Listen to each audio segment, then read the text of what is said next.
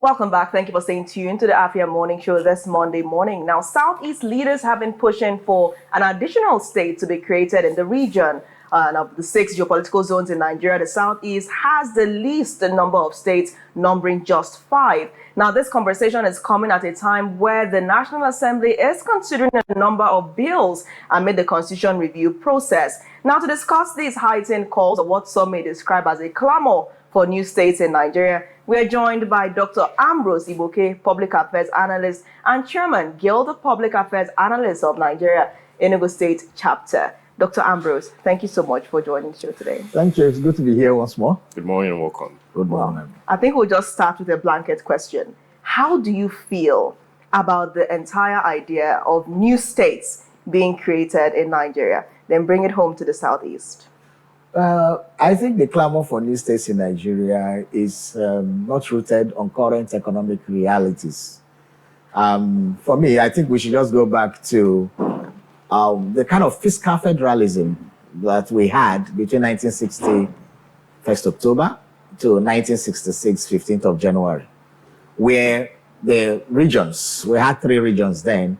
Then in 1963, an extra region was created. We had a northern region, southern, western region, and eastern region as at independence. Then in 1963, Midwestern region was now created. So by the time the coup was happening on 15th January 1966, we had 4 regions, okay? Now, those 4 regions were basically economical independence, okay? They were paying tax to the center. That is where we had the granite pyramid in the north. That's where the cocoa in the west. And that's where we had the palm oil in the east. And also remember, it was that glorious period that all the developmental foundation, economic foundation for these regions that later metamorphosed into states were created. So UNN was established then, Ife was established then, Ibadan, Lagos was established then, Ibi Zaria was established then, Cocoa House was built in Ibadan, Michael Okpara built all the M&A industrial layouts you are seeing now up to in River State. So it up to Bomadi, Transamad, all those industrial estates you see from here to Calabar, because Eastern region covered here where we have our South and Southeast states today. So these regions were economically viable until the coup happened. And then General Aguiyi promulgated what you call a decree that voided the unitary, the kind of true federalism we're having, converted to unitary state and appointed governors for the regions. Okay? And therefore, when you note the creation of states, it is never tied to economic progression of the country. It is never tied. Apart from the 3, 4 distances we had, 19, when the states were now created, the first time we departed from the regional arrangement in 1967, I think 29th May, 1967, where because the Biafran Nigeria civil war was imminent to decimate the homogeneity of what they call the Eastern region at that time, General Ikechukwu quickly created 12 states, carved out River State from the Eastern region, okay, to weaken the Republic, and created 12 more states. Now, 11 more states, making it now a total of 12 states, thereby absolutely dissolving the regions. That was the beginning of our problems. Because by 1976, Murtala Mohammed added 7 more states. Okay, that's where Anambra was created, Imo was created, I think Cross River was also created at that time. So a lot of states came, 19 more states. Then, there was a quiet in about state creation till 1987, basically 21 years later, when I think it's IBB, yes, General Ibrahim Babangida created 2 more states. He created Akwa Ibom and I think Katsina states. That was in 1987. Then, when we went to 1991, he created 9 more states. To what we have to make it 30 states. That is when Enugu was now created, Anambra was created, and some other states like that. Then we dovetail to 1996. Abacha now created the 6 more states to make it have the 36 states we have now. So running 30 years, we have not created states. And when you check the trajectory, the history, you find out that every state creation was done by the military. Every of them. Gawan, Murtala Mohammed, IBB, and Abacha. None was done by the civilian administration. None was created, apart from the region that was made into 4, extra region that was created in 1963. There was none again. The civilian government from 1979 to 1983 didn't create any. The civilian government, although it was a diarchy between 1911 and 1993, but the Senate that didn't create. Then we come to, from 1999 to now, is 26 years. So when you add it to maybe 4 years of the Second Republic, 2 years to the, third Republic cannot be counted because the military man was still head of state. Let's add it to the 4 years.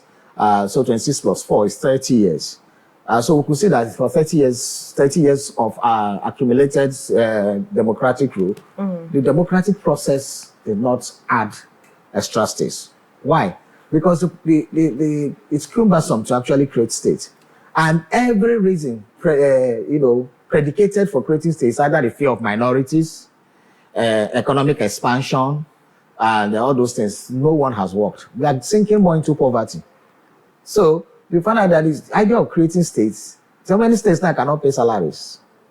So many states go to Abuja every month end to cap in hand begging for money. So many states are owing external debts and internal debts. Although if the state is healthy, debt is no problem, they can pay. But again, you find out that so many states are just struggling. When you go to many states, after the capital city, the rest, there's nothing happening on the rest part of the state. Some are just landmass in the name of states.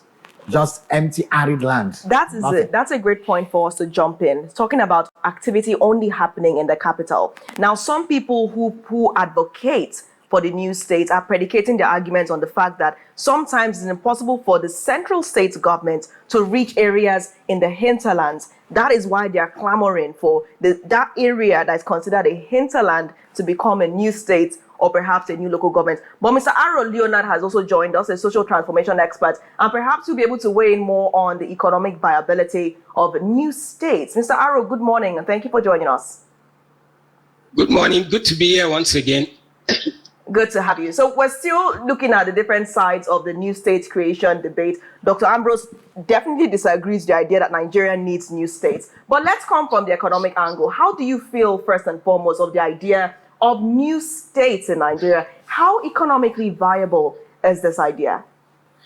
Well, I think we need to be looking at things more on viability, more and profitability, like a business entity, than using emotions or political undertone, which is largely what the current campaign is about. If you check the current structure in Nigeria, 33 out of the 36 states in Nigeria are dependent on federal allocation. There are only a few states that are currently viable in Nigeria. Now, let's say, okay, maybe the economic situation is bad in the country now, so everything is bad. But go back, right from when those states were created, just like Dr. Ambrose was saying, how many of those states have been economically viable since when they were created? None. None. In fact, states that were even trying in those days, like Dr. Ambrose were talking about, when we had regions contributing to the center, that was when the argument was there, because each region was producing something. But now, because of the way the constitution is in Nigeria and the way we've been made to become lazy, with everybody dependent on the federal, where everything you make from the few states that are generating revenue for the country goes to the federal, and then we then get to share with everybody. It's now making other people to be lazy. So as far as I am concerned, I don't really see among the clamours that we have any of these states that are really, truly economically viable. That's the truth. Creating these states would only end up creating more burden for the government and even make things worse for the people. The only benefit you're going to see is that, one, which is part of the, let me say, the strong point for the clamour, if we put it like that. One, if you create a state, you're going to have a governor there. So that's one more person from that region in the forum of governors and all that to push their case. 2, you have 3 senators and a couple of House of Reps members. So you've added more numbers to be able to pass a bill if you have a bill you're pushing from that area. But from what we've seen of the political class, how many of the 109 senators we have are truly representing the people they claim to be representing? Instead, what we see is when people aspire to these political offices, they only end up enriching themselves and their allies, and the people they are supposed to serve are left just like that. So economically, no. What we are seeing is more of a political push. Now, if the political push would lead to more inclusivity, more voices from the people, then yes. But what we've seen so far doesn't give us much hope for that. Right. Okay, Dr. Ambrose, let me indulge your argument, right? Basically, what you're saying is this is not viable. It can't work, right? Like, even if we're having a conversation, we should move back to our regional governance, right? But regarding the crops of politicians we have these present times and how they love power, do you think that conversation could actually be brought to the front burner of we going back to regional governance, right? That give us leverage to have a boost like we had yesteryears? I think the sentiment's been swelled about having extra states by citizens is an illusion. It's an illusion that they thought that they're thinking that they will get they will be more positively affected by economic advancement or infrastructural development. Right now, we have 36 states sharing from the federal allocation. Yeah. Now, this thing out for 36 states. Now, there are economic obstacles, complexities coming up, and all those things. What we now find out is that if you include more states in this calculation, what will be going to every state will be more minimal. You will thin it out the more. For example, if you have 1 trillion naira like what we had in June, and then you're having maybe 40-something states sharing, it will thin out. How would the states, they have a federal executive council, they have a state executive council to run, they have chairmen. So most of the money will actually go into bureaucracy, not into development. When you check out the budgets of most Nigerian states, their recurrent expenditure goes up to 90%, sometimes over 100, and the other ones they are running deficit actually. This budget deficit, most of them are running. And so most of them go towards the current expenditure, paying salaries. We are going to balloon that again. So I will just go, we are moving, we are in motion, but no movement. So that is what is happening. I think the only argument here that can be sustained about state creation is just one additional state for the Southeast. Right. And when you have that, it balances out. Devolving power from the center and giving more power to the region, is that what we should be clamoring for at this point in time? No, what we'll be clamoring for at this point in time is what's called fiscal federalism. True fiscal federalism, where the states, now, the federal government may be overwhelmed with, okay, how many states will be doing fiscal federalism? But the people we are cooperating from the United States have 51, although it's large entities. But we can maintain the status quo, add one more state to the Southeast, which is advantaged by the calculation.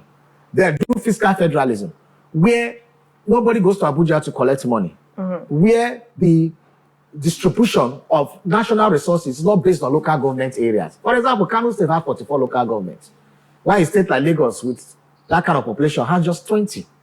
The LCDs, the 38 LCDs they created throughout the process of law was rejected. Right. So, there's so much imbalance, and that is why some people have entrenched that system that is not beneficial to people, only beneficial to lazy people who you take the oil from the Niger Delta, you take it to the center, you distribute it to people.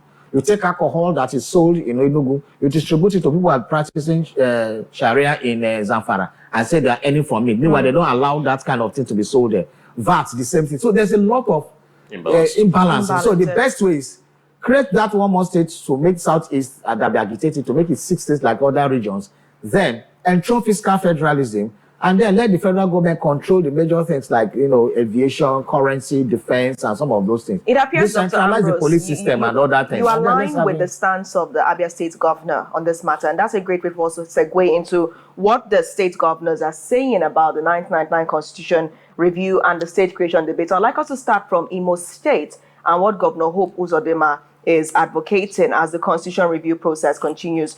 According to Governor Uzodima's demands, he's advocating for the creation of at least 2 additional states in the region, with unnamed states as one of the new states to be created to address structural imbalance and marginalization. He also contends that unnamed state would possess all producing capacity and increase the number of local government areas in the region. He's also seeking legal recognition of indigeneity by long-term residency. Rotational presidency among the 6 geopolitical zones of Nigeria. Support for the proposal of state police is also at the top of his agenda. Let's move now to Governor Alex Otti of Abia State, who is advocating the creation of an additional state in the southeast to achieve regional balance. He supports the proposal on state police, support for proposals for additional seats for women in national and state assemblies, emphasizing internal party democracy. He also advocates making free and compulsory basic education a fundamental right, the focus on education financing and teacher welfare. Now for Governor Peter Ndubisi of Enugu State, he advocates the creation of an additional state in the southeast for fairness and inclusion. He also advocates for the establishment of state police, rotational presidency to allow a region of a country, or all regions of the country rather, a fair opportunity to occupy the highest office, affirmative action for women through the creation of more legislative seats to guarantee gender inclusion and equality. Now for Ebonyi State, Right Honorable Francis Wifuru, the state governor, supports creation of an additional state in the southeast to address the imbalance in the geopolitical structure of the country, rotational presidency across the 6 geopolitical zones of the country for equity and fairness. He also highlights the need to review Section 308 of the Constitution to also grant immunity to Senate President, Deputy Senate President, Speaker, House of Representatives, and Deputy Speakers and Deputy Speakers of the State Assemblies. He also advocates, finally, for constitutional backing for state police. So we're seeing points where the governors of the Southeast, we're yet to see that of Anambra State Governor Chukwuma Soludo agreeing on certain tenets, such as state police, rotational presidency, 1 or 2 additional states. So I would like to gain your final assessment, Dr. Ambrose, to the demands of the state governors. But let's start with Mr. Aro. Mr. Aro, you've heard us reel out the different advocacies, if we can say that. What do you make of the stance of the Southeast governors as we continue with this constitution review process? When we talk about inclusivity and we talk about the Southeast, wanting more states, when you look at the land mass, it's very, very small. We should also look at environmental issues, land mass. There are so many issues to look at there. Maybe we should be looking out for more local governments, since the law has now been changed, where with the Supreme Court judgment, where allocation goes directly to the local government. Just like Dr. Ambrose said about Kano having 44 local governments and making more money than an oil producing state like Bayelsa, or less than 20. Things could be corrected.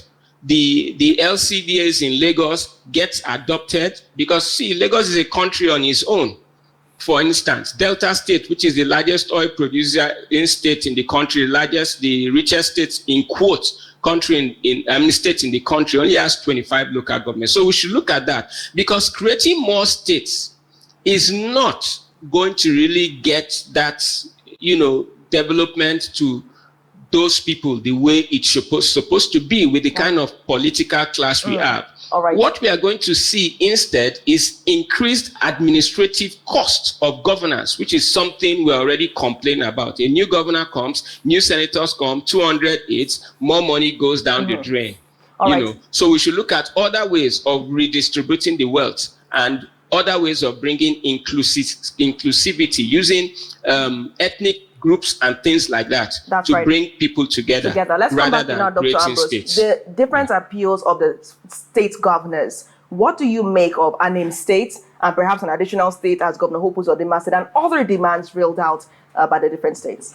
Well, for me, when we go back to 1976, when Anambra and Imo were created, you find out that they had what they called divisions then. We had, like in Anambra State, we had Enugu Division, Onitsha Division, and Nsukka Division. And then those divisions metamorphosed into senatorial states. Now you find out that in the whole Southeast, all the divisions have been carved out, like Abakaliki senatorial zone, even as of 1996 when it was there, has become a state. Onitsha division has become a state. A lot of the division, the only division that has not been metamorphosed into anything is that place called Nsukka, what they call Nsukka senatorial zone now, with minors of Isuzo. That has been the only monolithic thing since 1976 that had not been subdivided into either different senatorial zones or a state. The mates of that area have always been states already, like Kogi and other places. They are already states. So any justification for extra state creation should be towards what people are clamoring for now called Adada states. Because that is the only area that have been monolithic since the creation of states, 19 states in 1976. So it is because of this kind of issue of selfishness that has made place creation very difficult. I remember Obasanjo tried to fly a kite to do an extra state in the southeast. And the next thing, everybody was coming out with a state. Like, look, every local government wanted to be a state. So there should be equity in this demand. For example, Imo State was split into an Abia and Imo, while Anambra was split into Anambra and Enugu. Then Ebonyi got a senatorial state got its own Ebonyi. So if there's any consideration for equity, justice, and balance, it should be Adada state. Then when you now talk about other issues, after that imbalance has been corrected, I think we should now start thinking of the lines of what they did with the senatorial districts. Every state has uniform senatorial districts. 3. Okay? Now, they came to House of Reps and started making it some 2 local governments.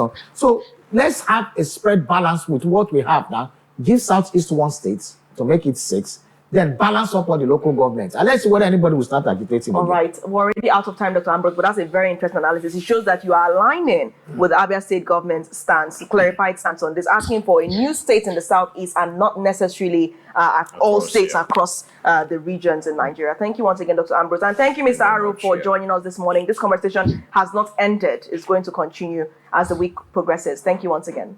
Thank you for having me. On that note, we draw the curtains on the Afia Morning Show this morning. I've been your host as always, Nathali Uku. And I remain Oji Nwachukwu. Have a blessed Monday and a week ahead. Bye for now.